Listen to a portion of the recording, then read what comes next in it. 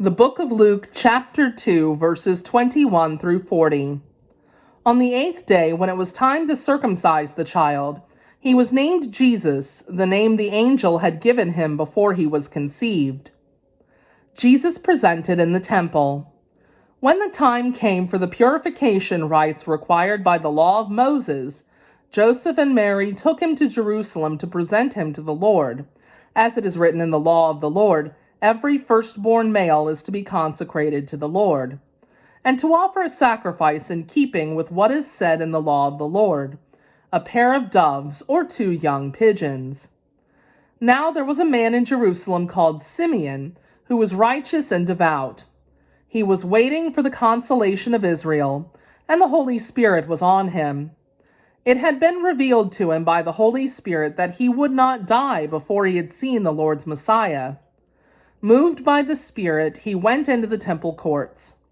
When the parents brought in the child Jesus to do for him what was the custom of the law required, Simeon took him in his arms and praised God, saying, "Sovereign Lord, as you have promised, you may now dismiss your servant in peace.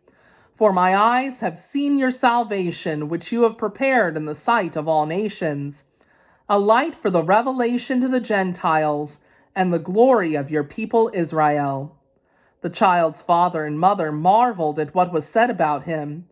Then Simeon blessed them and said to Mary, his mother, "This child is destined to cause the falling and rising of many in Israel, and to be a sign that will be spoken against, so that the thoughts of many hearts will be revealed, and a sword will pierce your own soul too."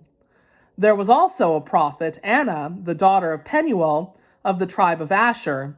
She was very old. She had lived with her husband 7 years after her marriage, and then was a widow until she was 84.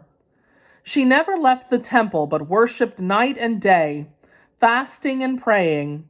Coming up to them at that very moment, she gave thanks to God and spoke about the child to all who were looking forward to the redemption of Jerusalem.